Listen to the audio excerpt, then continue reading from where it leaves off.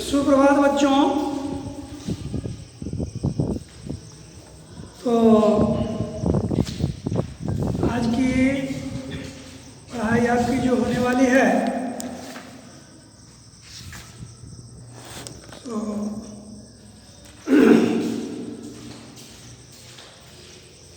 पाठ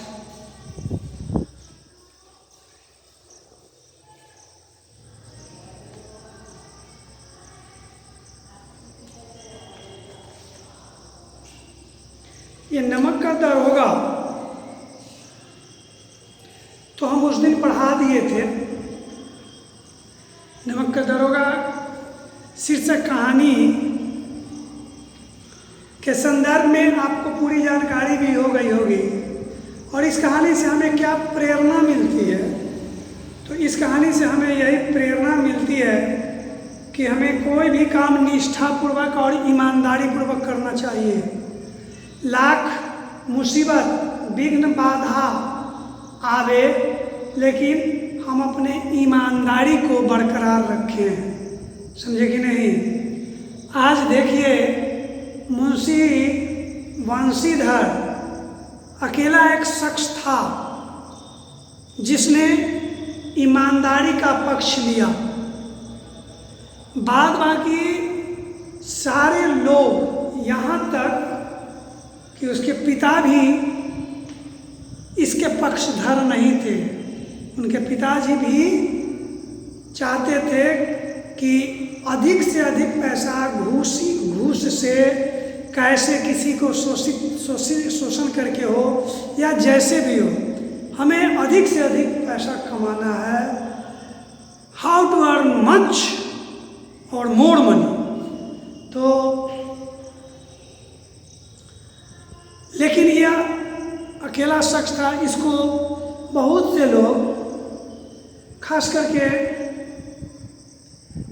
आलोपी दिन 25,000 रुपया तक को देने के लिए तैयार हो गए। उससे भी आगे अगर ये फरमाइश करता तो उससे भी आगे मिल सकता था, लेकिन एक ही शब्द में कह दिए कि 25,000 के अब 25 लाख भी दोगे ना तो हमको तुम नहीं खरीद पाओगे, है कि नहीं? अभी तक जो यहाँ की स्थिति थी वैसे ही तुम मुझे भी बूझ रहे हो ना कि कोई भी अफसर आया 100, 200, 400, 500 में उसको खरीद लिया, अब हम हमारी अपनी मनमानी चलने लगी। ये बात मत बूझना। हालांकि वो एक इच्छा होती थी उसकी कि 25,000 एक साइड में है। थोड़ा सा अगर मन को हम विचलित कर लेते हैं तो ये 25,000, 30,000 मिनट में ही आ जाता है।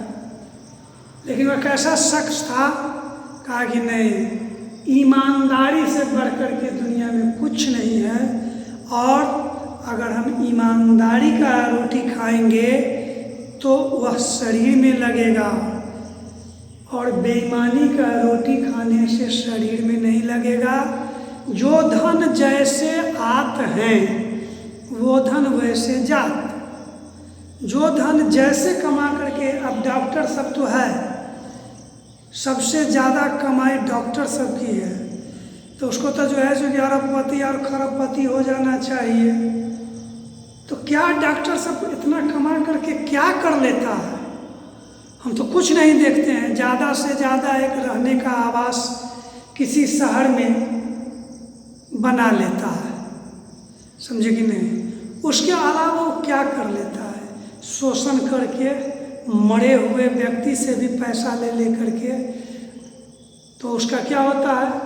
एक भी सामान उसका बाल बच्चा सही नहीं होता है, दुरुस्त नहीं होता है, समझे कि नहीं? डॉक्टर की बेमौत होती है, समझे कि नहीं?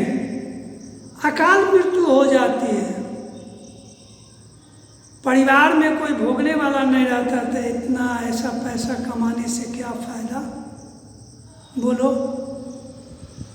हम उतना ही, कहावत है कि एक कवि का भाव लगा है कि साईं इतना दीजिए जामै कुटुंब समाय, मैं भी भूखा ना रहूं साधु न भूखा जाए। शायद रहीम कबीर जी का लिखा हुआ है कि कभी भगवान से यही प्रार्थना करता है कि हे ईश्वर, मुझे ज़्यादा धन दौलत की अभिलाषा नहीं है, मुझे बस इतना ही दौलत दो जो मैं सही सलामत सही ढंग से खाना खा सकूं, भूखा रहने का अवसर न मिले, पूरे परिवार के साथ खा सकूं ठीक से, और कोई संबंधीगण अगर आते हैं मेरे पास, नहीं कोई महात्मा मेरे दरवाज़ा पर आता है, उसको भी मैं सही से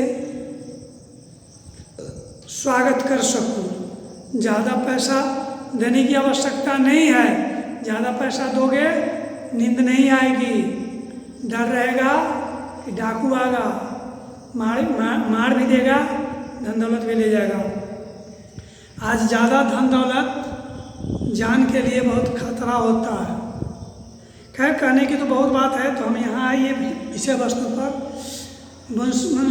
बंशीधर ईमानदारी का चोला पहने हुए था, जिसके कारण उसको बहुत सी यातनाएं भी सहनी पड़ी, जबकि ईमानदारी का जीत नहीं हुआ, जीत यहाँ बेईमानी का ही हुआ।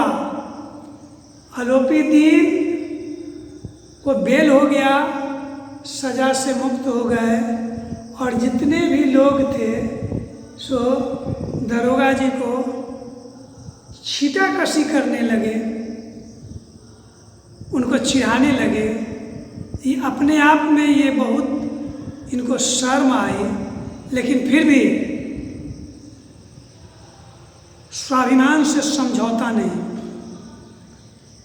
चले गए बेचारे घर पर जाने के बाद तब कोई चिढ़ाने वाला नहीं मिलता, लेकिन वही ईमानदारी का परिचय है कि कुछ दिनों के बाद वही आरोपी अपने पूरे जायदाद का, पूरे प्रॉपर्टी का मैनेजर बना दिया और हर तरह का फैसिलिटी दिया, ये समझ करके कि यह व्यक्ति जो है सो एकदम बिल्कुल साफ सुथरा है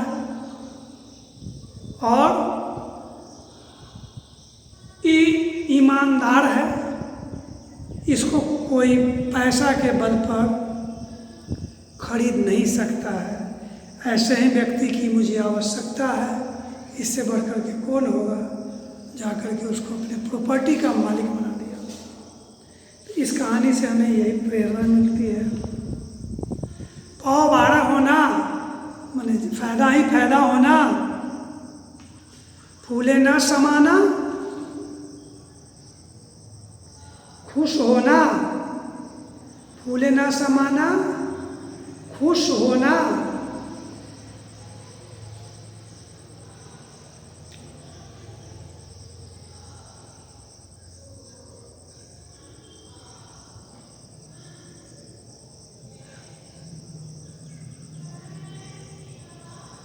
मुंह में कालिख लगाना या मुंह में कालिख लगना, अपमानित होना, सिर माथे पर रखना, इज्जत देना, सिर माथे पर रखना, इज्जत देना,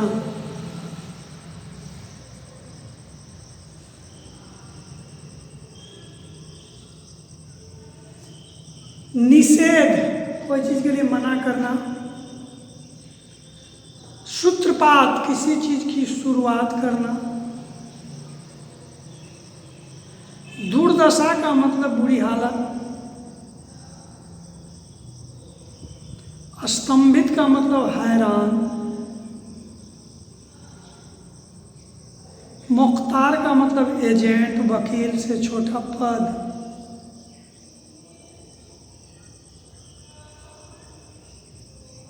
तजवीज का मतलब फैसला, निर्णय करना, निर्मूल, जिनका मूल आधार न हो। अकारण का मतलब व्यर्थ में, बेकार में। स्वच्छ, निर्मल। ईश्वर प्रदत्त, ईश्वर द्वारा दी गई।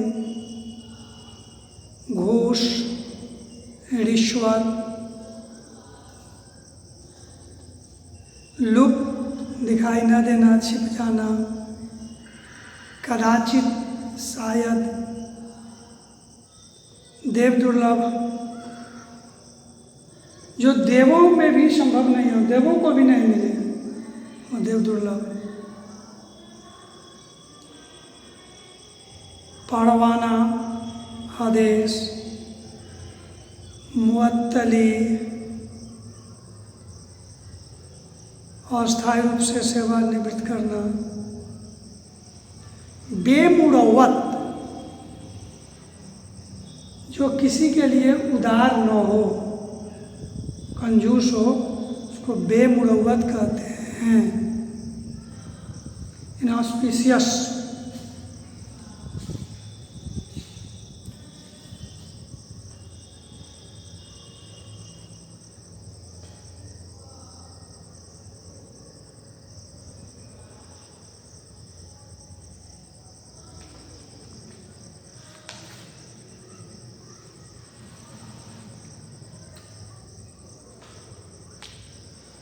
निम्नलिखित वाक्यों को ध्यान से पढ़िए और वाक्यों में आए संज्ञा, सर्वनाम, विशेषण शब्दों को अलग करके लिखिए।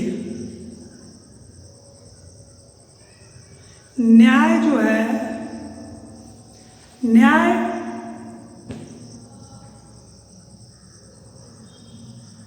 विशेषण नहीं है, न्याय संज्ञा शब्द है। इसमें जब प्रत्यय लग जाएगा न्यायी, तब ये जाकर के विशेषण हो जाएगा। इसलिए न्याय विशेषण नहीं है, संज्ञा है।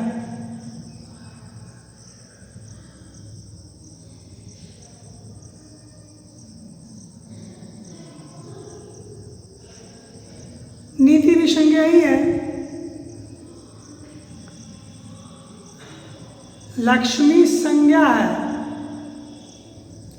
खिलौना संज्ञा है,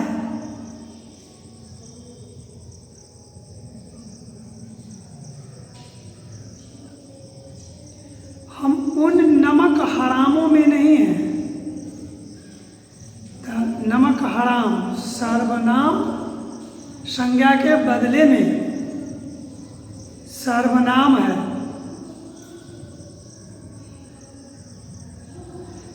तो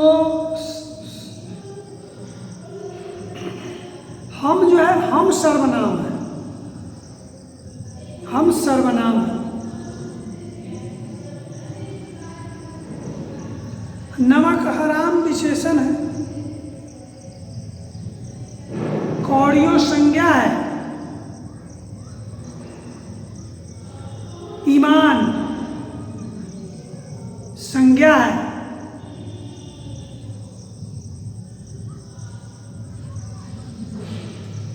धर्म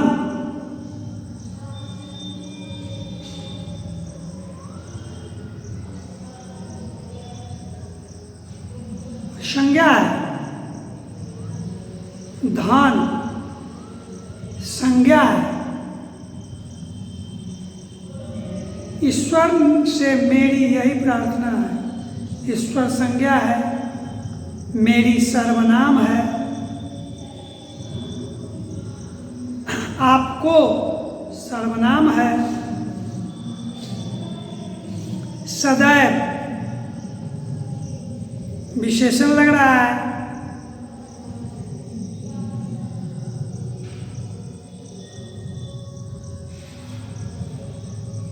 नदी संज्ञा है। बेमुरौवत विशेषण है। उदंड विशेषण है। कठोर विशेषण है। कर्मनिष्ठ विशेषण है। तो इस प्रकार संज्ञा, सर्वनाम और विशेषण, इसी तीन इसमें से चुन चुन करके लिखना है।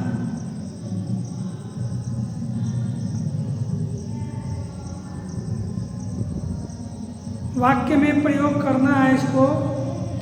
कर्तव्यनिष्ठ, सृजन, अडिग, आह्वान, अनुभवी।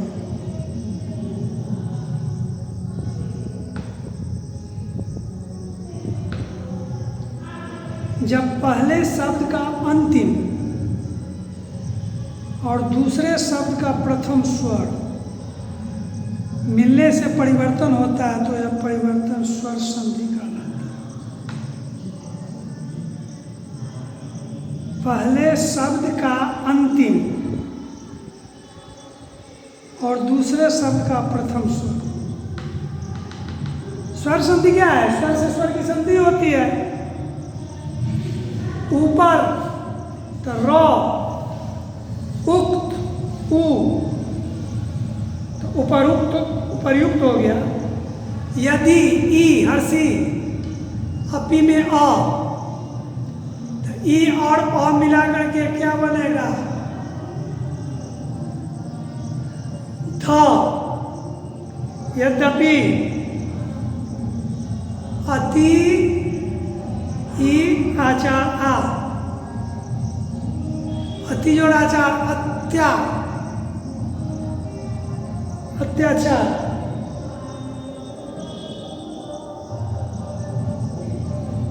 इति जोड़ आदि इत्यादि।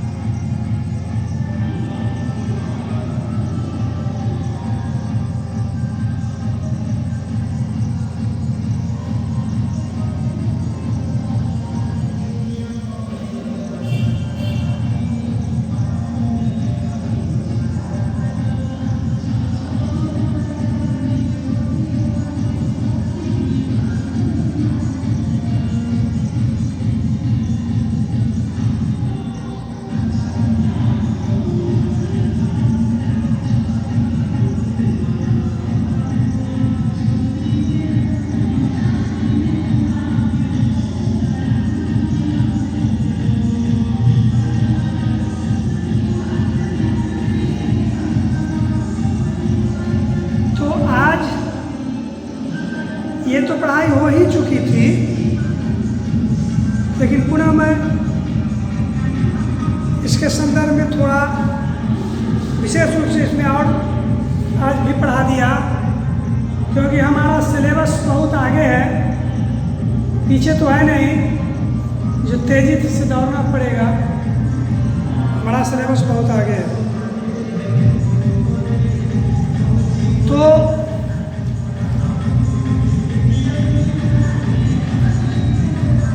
अभी जो मैं आपको नमक का दरोगा के बारे में संक्षेप में बतलाया, आप समास विग्रह कर सकते हैं। धर्म परायण, धर्म में परायण तत्पुरुष समास है। विचार से हीन, विचारहीनता तत्पुरुष समास।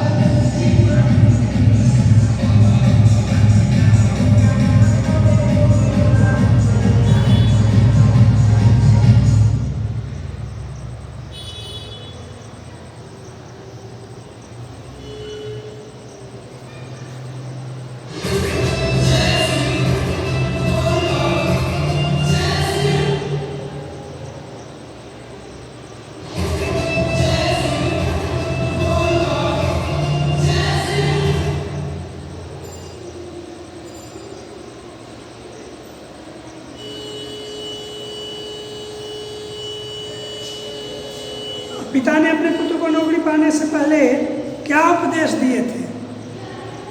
पिता ने अपने पुत्र को नौकरी पाने से पहले यही उपदेश दिए थे कि देखो बेटा, अभी हम लोगों की माली हालत बहुत ही दयनीय है। बहुत से कर्ज के बोझ से हम लोग दबे हुए हैं। कर्ज के बोझ से दबे हुए हैं। लड़की की भी शादी करनी है, वो भी अब शादी के योग्य हो गई है। तो कुछ ऐसा नौकरी खोजो जिसमें ऊपरी आमदनी हो। ये वेतन से काम नहीं चलेगा, क्योंकि लोग उसके पिताजी कहे कि अब वेतन की आमदनी जो होती है ये क्या होता है? पूर्णिमा की चांद, क्योंकि महीना में पूर्णिमा की चांद एक ही दिन पूरा संपूर्ण दिखलाई पड़ता है। उसके बाद धीरे धीरे वो कटते कटते कटते कटते कटते कटते कटते समाप्त हो जाता है। तो इतना कर्ज में डूबे हुए हैं, प्लस बेटी की भी शादी है। ये सिर्फ वेतन पर आश्रित रहो तो काम नहीं चलने वाला है। इसलिए ऐसा काम ढूंढो जिसमें अलग से आमदनी हो, अलग से भी आमदनी हो, वैसा ढूंढो।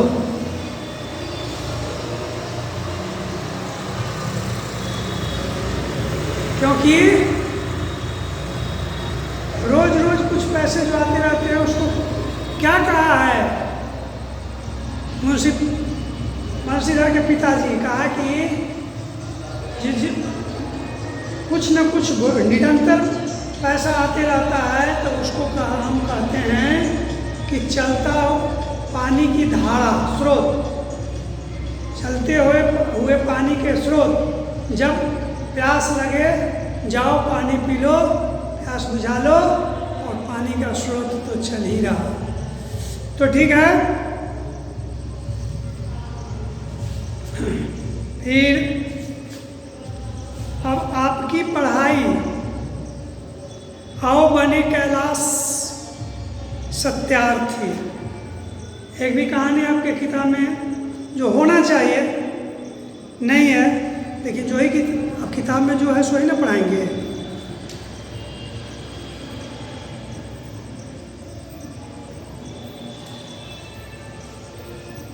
इसमें रस ही नहीं है।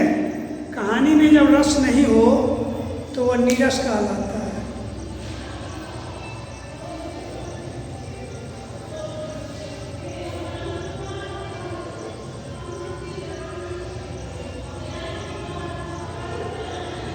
तो ठीक है, आज की पढ़ाई बस यहीं पे समाप्त की जा रही है। तब तक के लिए आप लोगों को धन्यवाद।